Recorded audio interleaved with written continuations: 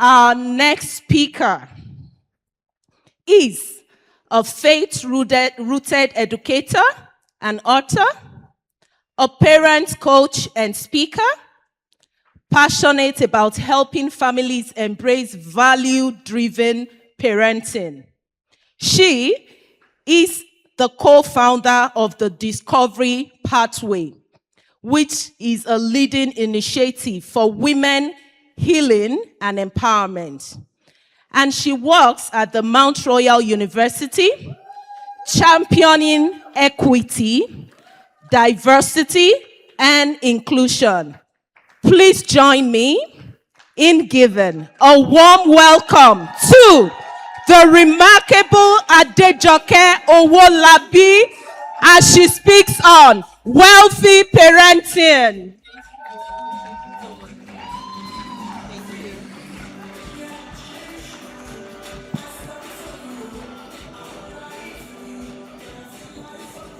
Thank you so much. Thank you for that kind introduction. What a remarkable time it's been. It's actually my first time at the UIB conference, and I have been blown away. Who's going to be here next year? Count me in. I feel truly honored to join you here today to speak about a topic that I am deeply passionate about. I truly believe that if we're going to solve the world's most pressing problems, we must pay keen attention to what is happening in the smallest unit of society, and that is the family. Every transformative leader, every tyrant was raised in a home. My sincere thanks to our convener, Ms. Adedoyin, for providing this remarkable opportunity. So today we'll be looking at wealthy parenting with a focus on transgenerational wealth in parenting. And I would like us to start with a quick activity. When you hear transgenerational wealth in parenting, what comes to mind? Just shout it out to me. What comes to mind? Grandchildren, yes. Legacy, yes. Anyone else? One more. What's that? Values. Thank you so much. Thank you for that. Sometimes when we think about wealth, our minds would go to financial assets, status, property, those things that, we think about leaving for our children.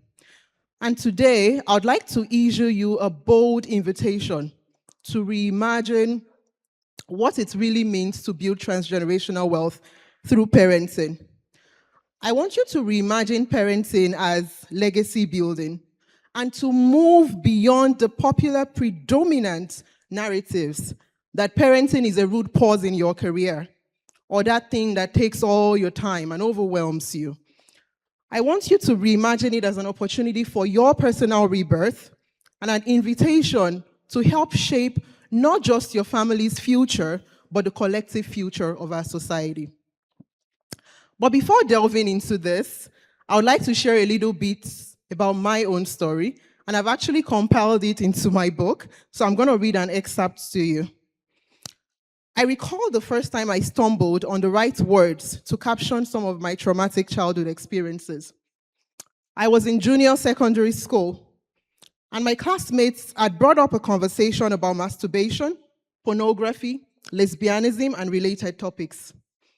While many of these things served to reinforce my sense of shame about my experiences, the conversation equipped me with some tools to unpack them. Heading towards a possible second suicide attempt, and in the throes of depression, I eventually mustered the courage to discuss my experiences with my mom. I was about 9 years old at the time. I recall timidly standing near the brown door that separated her room from the living room. It had taken so much courage to work myself up before eventually making this move. Yet, I still couldn't bring myself to share all the details of my big secret. I timidly blurted out that one of our female neighbors had molested me and waited to see her reaction. I didn't mention the excruciating pain the experience had caused me, the dark shadow it had cast on my life, or other formative experiences with abuse. I didn't mention my first suicide attempt at age 7 and my daily struggle with suicidal thoughts. I didn't mention that I had picked up self-pleasuring habits and coping strategies that skewed my sense of self and made me feel worthless, scarred for life, and unworthy of life and living. I didn't mention that being myself had become a very painful experience, sometimes almost too painful to bear. I was essentially testing the waters. I recall my mom becoming very angry. And at the time, I could only interpret a reaction as directed at me, especially since I had to apologize after my confession. This incident seemed to confirm a belief that I had struggled with for many years, that this was all my fault. I left that conversation feeling even worse, with the painful realization that I had been left to face my demons alone. It felt like I was screaming for help in a room filled with people who couldn't hear me. That was the last time the issue was mentioned throughout my childhood. In the short term, I had apologized and promised not to do that again. I believe that's a very popular phrase. I won't do that again. And peace seemed to be restored. However, instead of embarking on the path of genuine transformation, heart change, healing, and restoration together, I had been tasked with taming the effect of my traumatic experiences, a task I was totally incapable of. That story is part of my life story. For decades afterwards, despite external success, I struggled with depression, anxiety, going through life muted, and constant suicidal thoughts. Just a few weeks ago, I shared something remarkably beautiful with my husband. I told him that I had reached a point in my healing journey when all of those painful experiences were fast becoming distant memories. And I prayed. I told God, thank you. I told God to keep me grounded, to help me continue to reach others who are still in need of healing, because I know what it feels like to be there. Today, I'm a mother whose 7- and 4-year-old sons feel comfortable asking me questions about their bodies and emerging sexuality. That is the transformative power of healing. Can we please move to the next slide? Thank you. Okay. So we're going to talk about the wealth of healing. There are actually 5 of them, but we will delve into 2 today. Research shows that African and Black immigrant children and youth in Canada face elevated risks for mental health challenges, often linked to tensions between the home culture and mainstream culture, as well as identity struggles. Many times, people think healing is reserved for people like me that have experienced big T traumas. But still, I found that regardless of where or how we were raised, everyone will have to unlearn certain mindsets and belief systems to forge ahead into a better future and to build better families. We all have the urgent requirement to reparent ourselves. In my book, I talk about how a child is born twice, first in the womb environment, and second in the home environment in which they're raised. The home environment is so crucial to who a child becomes that many adults can trace their successes and habits back to the environment they were raised. Spending habits, eating habits, how we handle stress, our value systems, growth versus fixed mindsets, the ability to say no, the list is endless. So healing, in its core essence, is the unlearning of limiting mindsets and adoption of new perspectives that empower us to build a more desirable future. And to tie this back to parenting, When we don't take responsibility for our healing, we bleed on those closest to us, including our children. The reality is that parenting is a profound form of legacy leadership. And leading others as intimately as parenting demands implies that we will confront all aspects of our humanity. And if we haven't embarked on our own healing and learned to lead ourselves, we risk unintentionally passing down negative patterns, beliefs, habits, mindsets, or even repeating the very cycles that we intended to break, despite our best intentions. The quality of the parenting environment we create is usually directly proportional to the quality of the healing that we have experienced. Another thing I've found as I've coached parents is a sense of resignation, especially when you've tried so many things and nothing seems to work. And I usually say that parenting is an acquirable skill. And when change is the goal, nothing beats investing in learning, building structure, accountability, and community. Avoid standing alone on your parenting journey. In my book, I reframe loving a child to include loving a child with knowledge. Knowledge is what, sorry, can we move to the next slide, please? Thank you. Thank you. Knowledge will empower you to push past the barriers of your personal experiences or training. Knowledge will empower you to see your child. And knowledge is going to empower you to support, to be the support they need to overcome life's many wins. Finally, healing is a legacy decision. But the goal of trauma is to reduce the scope of our existence to self. We are in so much pain that we lose sight of many other lives around us, eagerly waiting for us to find our voices again. I shared my own experiences with you, and I would like to share something else. A few years ago, I started a network for women like me, women who had experienced adverse childhood, and as a result, found their voices muted in various ways. So last year, our focus was not just on healing, but on purpose and legacy. Everyone was required to complete the program with a project that reflects their purpose. One of those women, I'll call her Mrs. O, joined the network in her 40s. At the time, she struggled with people-pleasing, feeling muted, and knowing that there was something more to her life, but not being able to pinpoint that thing. By the end of that cohort, she had not only found her voice, but had begun gaining recognition and awards at her workplace, something that had never happened in her decades of experience. Today, she mentors over 90 girls in rural communities across southwest Nigeria in partnership with the World Bank.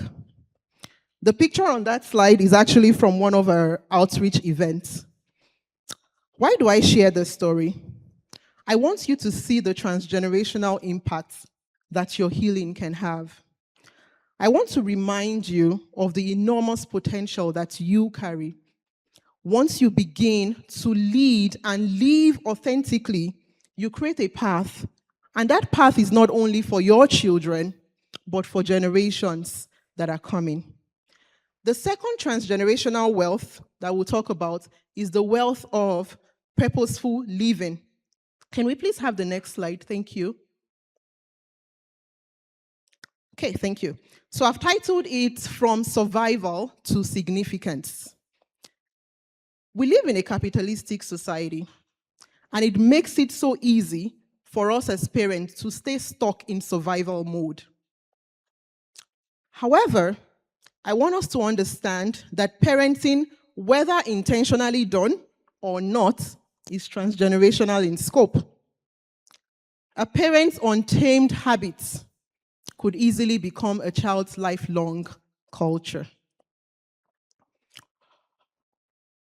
As I shared earlier, many of us can still trace our current habits to how we were raised. And this is because parenting is more about modeling than it is about instruction. Children become what they see, not what they are told to do. And what it means is that we have a greater requirement for accurate modeling. The question is not what you want your children to become, but if you are the kind of person that you'd like them to become. I think that's a sobering truth about parenting. As parents, it is so easy to become engrossed, in building a better life for our children that we lose sight of what is really important. Love motivates many of the sacrifices we make, but we need to be bold enough to confront the question of cost. What is the true cost of my quest for survival on my family? And how do I manage this? We must also reckon that a life lived without daring to reach any height will be a disservice to the coming generations. We can't live like a mouse and expect our children to live like lions. Fear builds boundaries around our lives. And as parents, we must be at home with the fact that pursuing a purposeful life or moving from survival to significance will cost us in the moment. The greater reward is that we're modeling the right kind of mindset to the coming generation, and we are setting ourselves up for a future that is not pregnant with regrets. Living purposefully requires a redefinition of what success looks like at every season of life. And we must also acknowledge that we can't build legacy without a vision, without mission, without values, habits, systems, structures, daily habits that keeps those things going. That's what makes organizations different. Somebody sets up something, there is a vision, there is a mission, and people feed into it. And I like that one of our speakers has talked about how we can be the CEO of our lives, so we can actually approach life from that perspective. Purpose will confine you before setting you loose. The greatness of a man is not revealed by how much freedom he has. It is actually revealed by how many constraints that he has imposed on himself in the pursuit of a desired future. It's like somebody that is dancing to a distant tune. So we must seek to transmit the right mindsets: courage over fear, growth over fixed mindset, and abundance over scarcity mindset. I'll cite a final quick example. Last year, my son was 6 at the time, my eldest was 6. He went to school and they were playing a game. So one of his classmates said, "I'm going to give anybody who wins this game some money." And he said, "I picked the money from my parents." Of course, my 6-year-old didn't know that when you say pick the money from your parents, it's pregnant with meaning. Because the question is, do your parents know? And what are you doing with money, to give to your friends? So he didn't know. And so I asked him, "So why didn't you take the money?" He said, "Because I know we have a lot of money and I won't be needing the money." And that's just an example. He was 6 at the time. It's an example of passing on an abundance mindset. Because a scarcity mindset tames you. Before the scarcity comes, you've been tamed. And when there is abundance, you're still tamed because your mind is already in tune with that scarcity. So we can't be in survival mode or have a fixed mindset and expect our children to forge ahead differently. Parenting is an invitation to participate in creating a new world. So a wealthy parent actually approaches families as systems that must be built intentionally and pursue significance over survival. Can we please have the next and final slide? Thank you. Okay, so finally, how do we invest intentionally into future generations? By investing in healing, by being diligent in our pursuit of knowledge, by prioritizing community, pouring ourselves into generation next through mentorship and accurate modeling, and carefully redesigning our lives to model significance and purpose over survival. I'll leave you with these final words from my book, Guided Beginnings. The most enduring legacy we leave our children is not material wealth, but the inner substance we build in them that guarantees an impactful and wholesome life. It has to be those two. Impactful, they are successful, but wholesome, they are whole. They are in the right frame of mind. They are not depressed and anxious and struggling, but coming up in suits and dressed in green and, acting like they're fine. They're actually whole and impactful. So it has to be those two, even if everything else is taken away. So I want to ask you this question. What step would you take from today to become and raise the next generation of culture shifters? Thank you very much.